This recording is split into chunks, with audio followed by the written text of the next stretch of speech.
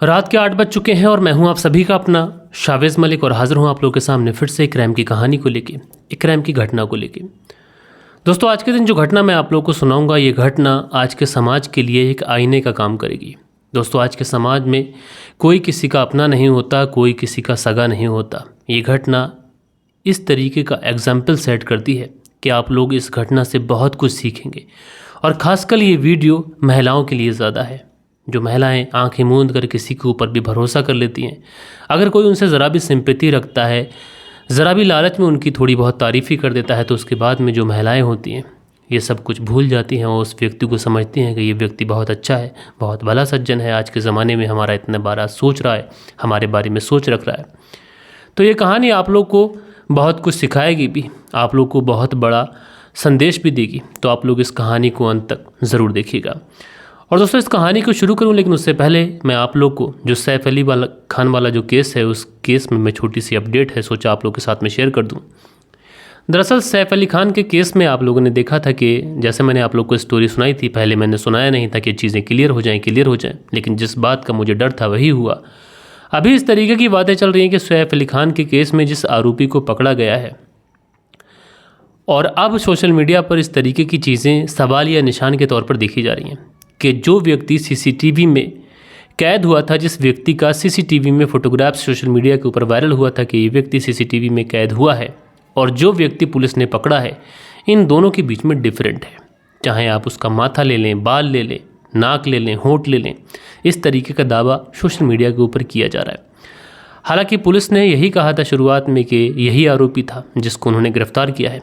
लेकिन दोस्तों, इस पूरे मामले में अगर सैफ अली खान और उनके घर में जो स्टाफ था, जिन्होंने बहुत करीब से उस व्यक्ति को देखा था, क्योंकि सैफ अली खान की तो खुद हाथापाई हुई थी, तो ऐसे में अगर सैफ अली खान या फिर उनके घर का कोई ऐसा स्टाफ जिसने उस व्यक्ति को करीब से देखा हो, तो वो अगर पुलिस के सामने कहेंगे कि यही व्यक्ति था या फिर नहीं था, तो ये पूरा मामला जो है वो खुल जाएगा। बहरहाल अभी भी सवालिया निशान है, सोशल मीडिया पर बहस बनी हुई है, लेकिन क्या सच्चाई निकल के आती है ये तो आने वाला वक्त ही बताएगा। तो दोस्तों, आज की जो कहानी मैं आप लोग को पूरी सुनाऊंगा, बस आप लोग वीडियो के अंत तक बने रहिएगा। कहानी की बात करें तो कहानी की शुरुआत होती है मध्य प्रदेश से, और इसी मध्य प्रदेश में एक थाना लगता है, जनकंगज थाना। ये जो जनकंगज थाना है, इसी मध्य प्रदेश में, इसी जनकंगज थाने के अंतर्गत, मध्य प्रदेश के ग्वालियर में, तो मध्य प्रदेश के ग्वालियर के अंतर्गत एक थाना आता है जनकंगज थाना, और इसी थाने के अंतर्गत एक कॉलोनी आती है शंकर कॉलोनी। और इसी शंकर कॉलोनी से एक महिला, जिसका नाम साझा नहीं किया गया है, वो महिला जो होती है जनकंगज पुलिस थाने में पहुंचती है इसी हफ्ते। और उसके बाद में पुलिस थाने में पहुंचने के बाद में कहती है कि साहब, मेरे साथ में ऐसा कुछ हुआ है जिससे मैं शब्दों में बयां नहीं कर सकती। अब इस महिला की आंखों में आंसू होते हैं। पुलिस वाले इससे पूछने की तमाम कोशिशें करते हैं, लेकिन ये जो महिला होती है पुलिस वालों के सामने खुलकर बात ही नहीं कर पाती है। ये कहती है कि अगर यहाँ पर कोई महिला स्टाफ हो तो प्लीज़ मेरे सामने भेज दीजिए, मैं उसके सामने सारी बात बताऊँगी। अब चूंकि इस महिला के साथ में जो हुआ था, इसका अंदाज़ा पुलिस वालों को नहीं था कि इस महिला के साथ में क्या हुआ है। पुलिस वाले इस महिला को तमाम तरीके का आश्वासन देते हैं, इसे समझाते हैं, इसे कहते हैं कि तुम्हारे साथ में अगर कुछ भी अन्याय हुआ है तुम हमें बताओ, हम तुम्हारी पूरी सहायता करेंगे। लिहाजा ये जो महिला होती है, आखिरकार जब ज़्यादा इसको पुलिस वाले ढांढस बंधाते हैं, तो उसके बाद में ये जो महिला होती है टूटती है, और टूटने के बाद में रोने लग जाती है। रोते हुए पुलिस वालों को बताती है कि साहब, मेरे पति से अनबन चल रही है, और उसके बाद में मेरे साथ में कुछ ऐसा हुआ कि मैं अब कहीं पर भी मुंह दिखाने के लायक नहीं रही हूँ। दरअसल मेरी एक बहन है, उस बहन का एक देवर है जिसका नाम राम लखन खटीक है। ये जो राम लखन खटीक है, इसने मेरा एक बार नहीं बल्कि कई बार शारीरिक शोषण किया है, मेरा रेप किया है। आप इसे गिरफ्तार कर लीजिए और इसके खिलाफ जो भी सख्त से सख्त धाराएँ बनती हैं, उन धाराओं में इसके ऊपर मुकदमा दर्ज कर इसे जेल भेज दीजिए। अब पुलिस वाले जब ये बातें इस महिला की सुनते हैं, बड़ा अचरज में पड़ जाते हैं। फिर उसके बाद में इस महिला से पूछते हैं कि जो भी तुम्हारी कहानी है, ये सिलसिलेवार तरीके से हमें समझाओ, ताकि हम समझ सकें तुम्हारे साथ में क्या हुआ है, तुम्हें इंसाफ दिला सकें। तो उसके बाद में ये जो महिला होती है, ये बताती है कि मेरी शादी जब मेरे पति के साथ में हो जाती है, तो मैं अपने पति के साथ में अच्छी खासी ज़िंदगी गुजार रही थी। अपने पिता की हम 2 बेटियाँ थीं, मेरी बहन की भी शादी हो चुकी थी, मेरी भी शादी हो चुकी थी। लिहाजा जो माता पिता थे वो भी, उनके ऊपर जो रिस्पॉन्सिबिलिटी थी, जो जिम्मेदारी थी, उससे अदायगी उनकी हो चुकी थी। बहन की भी शादी हो चुकी थी, मेरी भी शादी हो चुकी थी। बहन अपने परिवार में खुश थी, अपने बच्चों में खुश थी, मैं अपने परिवार में अपने बच्चों के साथ में खुश थी।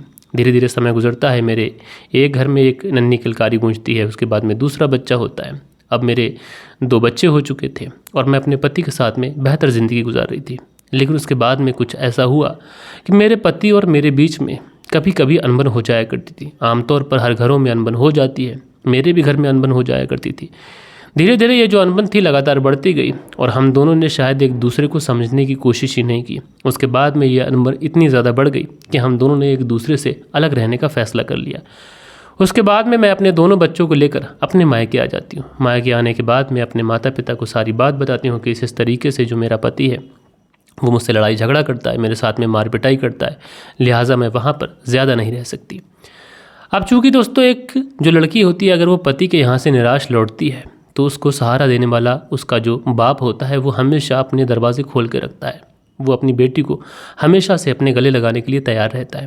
लिहाजा जो माता पिता होते हैं वो कहते हैं कि ठीक है बेटा, जैसा तुम्हें ठीक लगे वैसा तुम कर लो, यहाँ रह लो। हो सकता है कि जो दामाद जी हैं थोड़े दिनों के बाद में उनकी अकल ठिकाने लग जाए और वो तुम्हें लेने के लिए आ जाए, सब कुछ ठीक हो जाए। लिहाजा तुम अच्छे से रहो, लेकिन किसी के बारे में कोई गलत बात मत करना। अगर तुम्हारे जो पति हैं यहाँ पर आएंगे तो हम उनसे बात कर लेंगे। उसके बाद में ये जो महिला होती है अपने दोनों बच्चों के साथ में अपने मायके में ही रहने लग जाती है। लेकिन इसी बीच में इस महिला की जो एक बहन होती है जिसकी पहले ही शादी हो चुकी थी, उसका देवर जिसका नाम राम लखन खटीक था, ये अक्सर अपनी भाभी के मायके आया करता था। जब ये भाभी के मायके आया तो इसकी मुलाकात इसी महिला से होती है जो अपने पति से अनबन कर कर अपने मायके में आके रह रही थी। अब इससे इसकी मुलाकात होती है, दोनों के बीच में थोड़ी बहुत बातचीत होती है। बातचीत धीरे धीरे दोस्ती में बदलती है, दोस्ती धीरे धीरे नाजायज़ रिश्तों में बदल जाती है। दरअसल ये जो महिला थी अक्सर अपने पति की बातें इस अपने बहन के देवर से किया करती थी, राम लखन खटीक से। जब बहन के देवर से बातें किया करती थी तो जो राम लखन खटीक था वो कहता था कि तुम देखने में इतनी ज़्यादा खूबसूरत हो और तुम्हारा जो पति था ये पहले ही मुझे ज़्यादा पसंद नहीं था, भला उसने तुम्हारी देख रेख क्यों नहीं की, उसने तुम्हारी अहमियत नहीं जानी। जबकि तुम इतनी अच्छी हो, अगर किसी सही आदमी को तुम मिल जाओ तो उसकी ज़िंदगी बन जाए। ये अपने आप से इस महिला को, जो 2 बच्चों की माँ है और अपने पति से अनबन कर कर अपने मायके में रह रही है, उसे रिझाने की भरपूर कोशिश करता है। महिला शुरुआत में तो ये समझ नहीं पाती है कि इसका इरादा क्या है, लेकिन उसके बाद में कहीं ना कहीं ये जो महिला होती है इस राम लखन खटीक की बातों में आने लग जाती है। धीरे धीरे जब उसकी बातों में ये आने लग जाती है, राम लखन खटीक भी इसको अपनी बातों में लेने लगता है।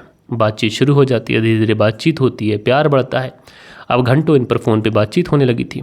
जो राम लखन खटीक था इस महिला से अक्सर कहा करता था कि तुम अपने पति से तलाक ले लो, अगर तुम अपने पति से तलाक ले लोगी तो मैं तुमसे शादी कर लूँगा और मैं तुमसे शादी करने के लिए तैयार भी हूँ, लेकिन तुम्हारी ऑलरेडी शादी हुई भी है, तो ऐसे में भला मैं तुमसे कैसे शादी कर सकता हूँ। बेहतर यही होगा तुम अपने पति से किसी भी तरीके से तलाक ले लो।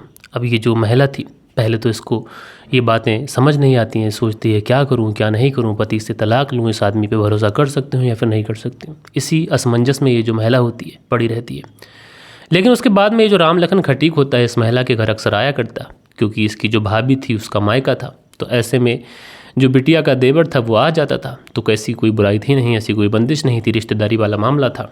लिहाजा अब ये जो राम लखन खटीक था इस महिला को रिझाने की भरपूर कोशिश करता है। जब इसके घर में इसके माता पिता नहीं होते, यानी इसकी भाभी के माता पिता, तो ये जो राम लखन खटीक था उस महिला के साथ में ज़िद कर कर शारीरिक संबंध बनाने की कोशिश करता है। महिला इनकार करती है, लेकिन किसी तरीके से ये उसको रिझा लेता है, उसको अपनी बातों में उलझा लेता है और उसके बाद में उसके साथ में शारीरिक संबंध बनाता है।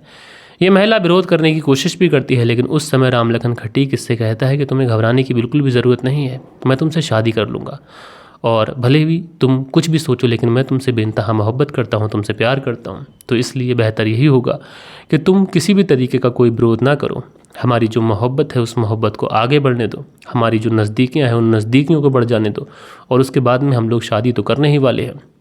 लिहाजा ये महिला जो होती है ये भी विरोध नहीं करती है।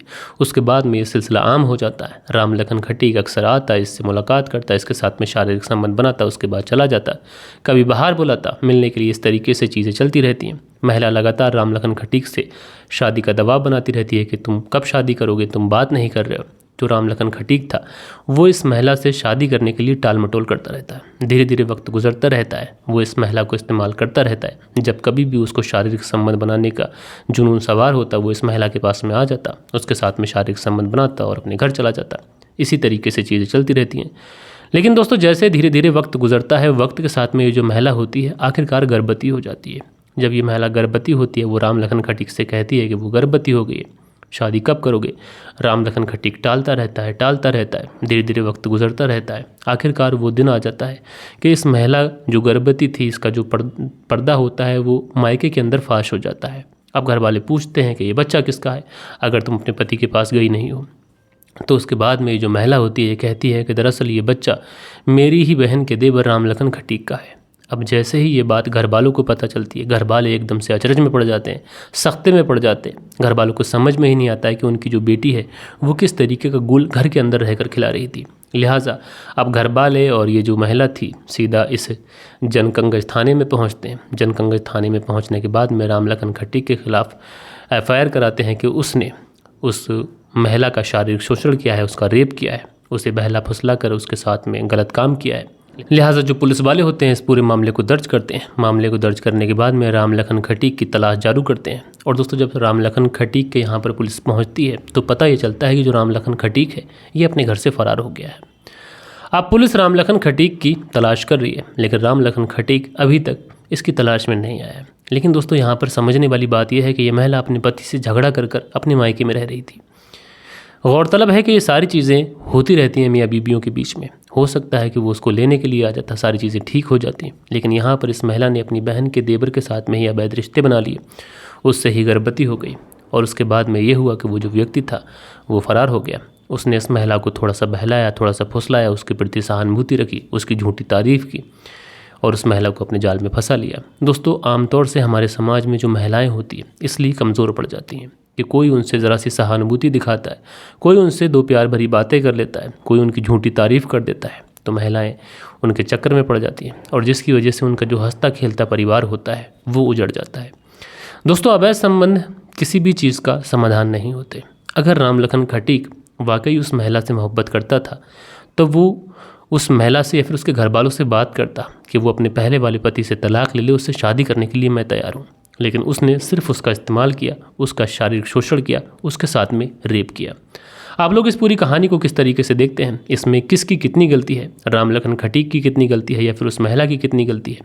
आप लोग ज़रूर से ज़रूर बताइएगा। और आप लोगों के कल के दिन कुछ कमेंट्स भी थे, वक्त होता है कि आप लोग के कमेंट्स पढ़ लिए जाएँ। सो दोस्तों, कल के दिन आप लोग के जो कमेंट्स आए थे इसमें पहला जो कमेंट्स है ये सन्नी मेहरा का है। लिखते हैं, आज मैं फिर दोबारा बोल रहा हूँ, आपने थंबनेल में सुधार लाओ और आपकी 10-12 साल की बेटी थंबनेल देखकर आपसे पूछे कि ये देवर कैसे सुख देता है तो क्या होगा, उसको क्या बताओगे? बोलो यूट्यूब है, तमीज़ वाला थंबनेल लगाया करो। ओके।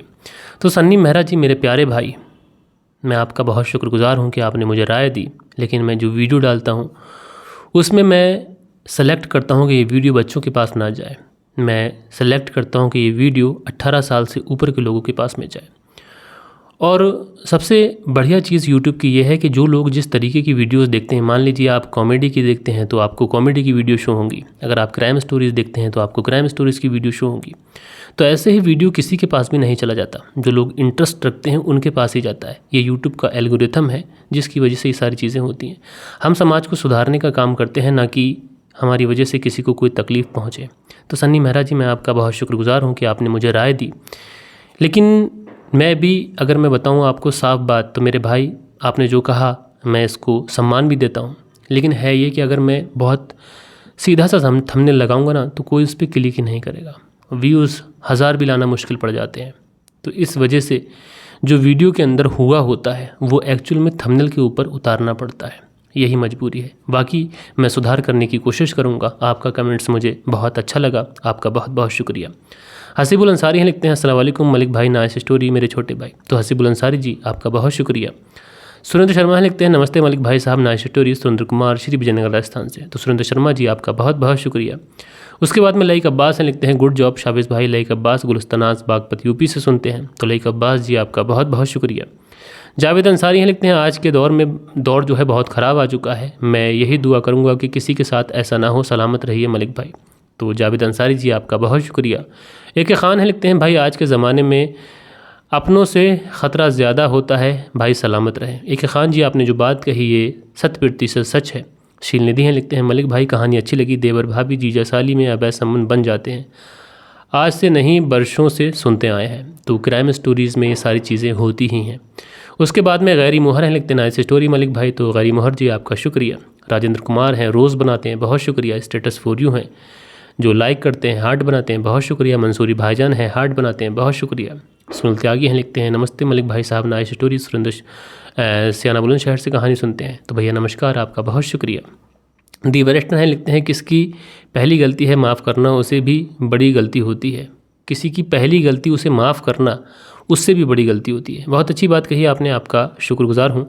बालेश्वर बिहारी हैं, लिखते हैं मलिक साहब जी नमस्कार, कहानी सुना अच्छा लगा। आजकल भाई के जान से दुश्मन बन जाते हैं, आजकल भाई भाई के जान के दुश्मन बन जाते हैं। बहुत अच्छी बात कही बालेश्वर बिहारी जी आपने, बहुत शुक्रिया। तनवी जी हैं, लिखती हैं अस्सलाम वालेकुम भाई। तो तनवी जी आपका बहुत शुक्रिया। नसीर अहमद हैं, लिखते हैं अस्सलाम वालेकुम शावेज़ भाई, आपने तो देखा ही होगा ये दुनिया में लोग बहुत खुदगर्ज हैं, सेल्फिश हैं और इस तरीके की दुनिया हो गई है, सिर्फ अपने बारे में सोचते हैं। तो नसीर अहमद जी बहुत शुक्रिया, आपने बहुत अच्छी बात कही। नक्षत्र सिंह हैं, लिखते हैं नमस्ते मलिक भाई साहब, अवैध संबंधों का नतीजा तो हमेशा बुरा ही होता है, ऐसी कहानी सुनकर इंसान को सीख लेने की ज़रूरत है। तो नमस्कार नक्षत्र सिंह जी, आपका बहुत शुक्रिया और बहुत अच्छी बात कही आपने, इंसान को इन कहानियों को सुनकर सीख लेने की ज़रूरत है कि ये चीज़ें छुप नहीं पाती हैं और क्राइम किसी भी रास्ता का समाधान नहीं होता। हसीबुल अंसारी हैं, लिखते हैं अस्सलाम वालेकुम मेरे छोटे भाई, आपकी बात बिल्कुल 100% सही है, देवर भाभी के रिश्ते में मजाक होना ही नहीं चाहिए। हसीबुल अंसारी जी बहुत शुक्रिया आपका। जयप्रकाश सिंह हैं, लिखते हैं नमस्कार मलिक भाई साहब, आपकी वीडियो जो आती हैं बहुत अच्छी आती हैं।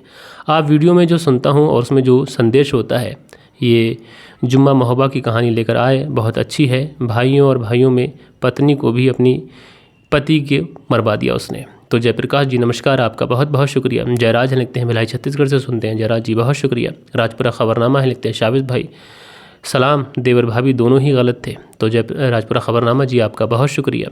उसके बाद में धर्मेंद्र हैं, लिखते हैं रिस्पेक्टेड सर, नमस्ते। वो नौकर मनोज ने जो अपनी बीबी को 5 करोड़ की चपत लगा दी थी, उसका अपडेट क्या है? तो अभी तक उस कहानी में कोई अपडेट आया नहीं है। राजेंद्र कुमार रोज़ बनाते हैं, बहुत शुक्रिया। सो दोस्तों, ये कुछ प्यारे प्यारे कमेंट्स थे जो आप लोगों ने कल के दिन किए थे। आशा करता हूँ कि वो कमेंट्स मैंने सही तरीके से पढ़े होंगे और कहानी जो है वो आप लोग को पसंद आई होगी। तो आप लोग लाइक और कमेंट्स करके ज़रूर से ज़रूर बताइएगा। और दोस्तों, मैं अपने वीडियो के माध्यम से एंड में आप लोग को मैसेज देने की कोशिश करता हूं, और आज की वीडियो में यही उन महिलाओं के लिए मैसेज है कि किसी भी पुरुष के ऊपर इतनी जल्दी से, इतनी आसानी से भरोसा नहीं करना चाहिए। अगर भरोसा हो भी जाता है तो किसी को अपना तन मन इतनी आसानी से नहीं सौंपना चाहिए। बहरहाल, आपको जो अच्छा लगे वो आप कर सकते हैं, आपकी अपनी ज़िंदगी है, लेकिन जो मेरा पर्सनल ओपिनियन था वो मैंने आप लोग को दिया है। बहरहाल दोस्तों, मिलते हैं कल के दिन किसी और क्राइम स्टोरी के साथ में। जब तक के लिए अपना ख्याल रखें, देश का ख्याल रखें, परिवार के रिश्तों की अहमियत को समझें। जय हिंद, जय भारत।